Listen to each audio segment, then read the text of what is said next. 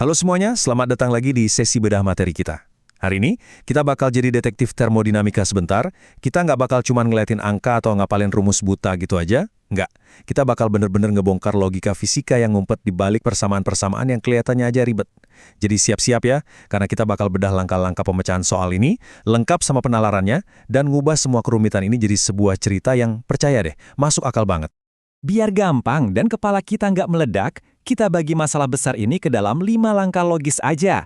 Pertama, visualisasi mesin kalor. Kedua, usaha dan efisiensi mesin. Ketiga, dinamika gas isotermal. Keempat, menghitung perubahan entropi. Dan kelima, kita tutup dengan tips master termodinamika. Yuk, langsung kita mulai. Langkah pertama, visualisasi mesin kalor alias memetakan cetak birunya. Nah, ini tuh langkah pertama yang absolut dan paling krusial banget di soal fisika manapun. Pertanyaannya sekarang, gimana sih sebenarnya cara kita memetakan sistem termodinamika yang kompleks ini? Kuncinya tuh satu, kita harus bangun gambaran mental yang solid. Kita harus ngebayangin realitas fisik dari pergerakan reservoir kalor dan mesinnya, bukan cuma melototin teks soal yang panjang dan bikin pusing.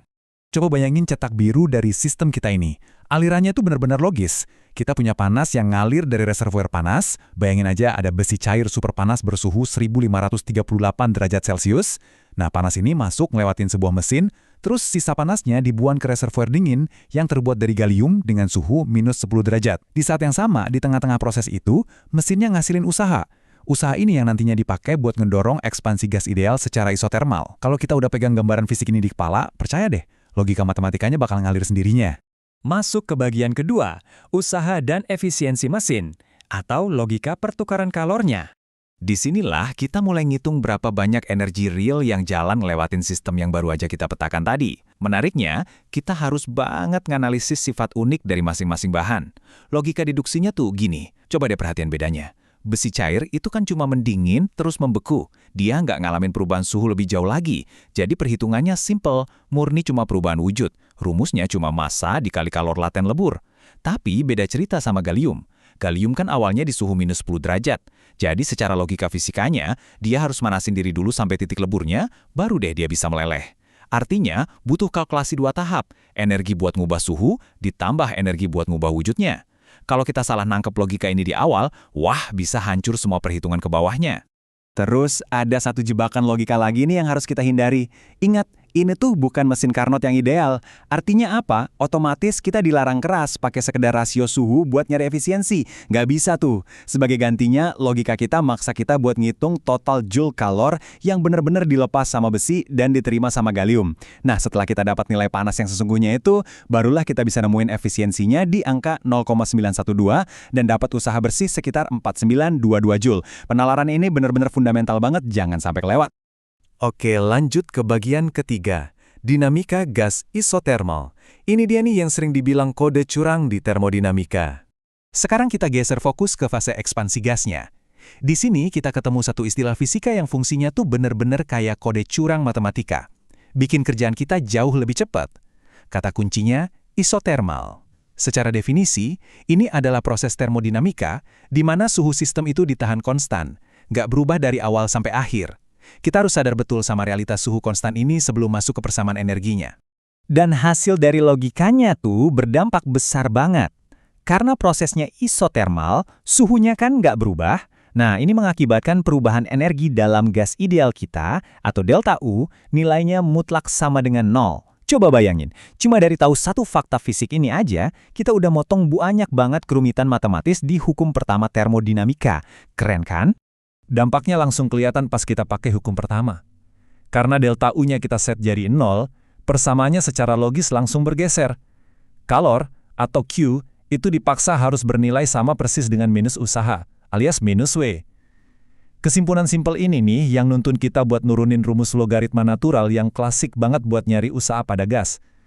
Ini ngebuktiin kalau pemahaman proses itu jauh lebih luar biasa daripada cuma ngafalin hasil akhir rumus doang. Tapi, tunggu dulu. Ada sesuatu yang aneh nih kalau kita teliti angkanya. Secara teori, usaha yang dihasilin mesin kan harusnya bernilai persis sama dengan kalor dari gas tersebut. Tapi pas dihitung, usaha mesinnya dapat 4922, sekian joule. Sementara kalor gasnya cuma 4919, sekian joule. Beda dikit kan? Apa penalaran yang salah? Nggak sama sekali. Perbedaan kecil ini tuh murni cuma karena pembulatan desimal pas kita ngitung nilai logaritma natural dan pembagian suhu. Ini pelajaran penting banget nih buat kita. Percayalah sama logika penalaran teoritis kalian, walaupun kalkulator ngasih angka yang agak beda dikit gara-gara pembulatan. Sekarang masuk ke bagian keempat, menghitung perubahan entropi. Siap-siap, ada jebakan hati-hati di sini. Nah, fokus sebentar ya, karena kita mau ngelewatin jebakan logika paling bahaya di soal ini. Tapi sebelumnya, bahas sedikit soal energi kinetik. Kenapa energi kinetik rata-rata gas ini nggak berubah sebelum dan sesudah ekspansi, padahal kan dia dapat usaha? Coba dipikir sebentar. Jawabannya simpel banget, ya karena prosesnya isotermal. Suhu itu satu-satunya indikator energi kinetik rata-rata buat partikel gas ideal. Jadi selama suhunya dikunci tetap, mau seberapa besar pun usahanya, energi kinetik rata-ratanya bakal terus konstan. Logis kan? Dan ini dia peringatan super kerasnya. Perhatikan waktu kita ngitung entropi besi. Kalau kalian buru-buru, ceroboh, dan cuma masukin angka massa sama kalor ke rumus gitu aja, kalkulator bakal ngasih nilai entropi positif. Berhenti sebentar, pakai logika fisika dunia nyatanya. Besi cair itu kan lagi membeku. Kalau suatu zat membeku, dia pasti ngebuang dan ngelepasin panasnya ke lingkungan kan? Dan karena dia ngelepasin panas, aturan main di fisikanya menetapkan kalau delta Q-nya wajib bernilai negatif. Kalau kalian lupa ngasih tanda minus berdasarkan realitas ini, wah, seluruh hitungan entropi kalian ke bawahnya bakal berantakan total. Beneran, harus ekstra hati-hati di sini. Akhirnya, sampai di bagian kelima, tips master termodinamika. Waktunya kita menyimpulkan semuanya. Seru banget ya deduksinya tadi. Sekarang saatnya kita rangkum semua pekerjaan detektif kita ini. Lihat deh gimana semua ketelitian kita kebayar lunas. Semua bagian yang udah kita deduksi logikanya dari awal, mulai dari entropi gallium yang pemanasannya 2 tahap, besi yang nilainya harus negatif, sampai gas yang isotermal, semuanya itu tinggal kita jumlahin aja secara langsung buat dapetin perubahan entropi total sistemnya. Kelihatan rapi dan indah banget kan kalau struktur logikanya emang udah bener dari awal? Sebagai penutup sesi kita hari ini, ada 3 tips pamungkas nih yang ngerangkum kerangka berpikir kita tadi. Nomor 1, selalu identifikasi di awal apakah ada perubahan suhu atau murni cuma perubahan wujud. Nomor 2, catat dan ingat baik-baik jenis proses termodinamikanya, kayak betapa saktinya kata isotermal tadi.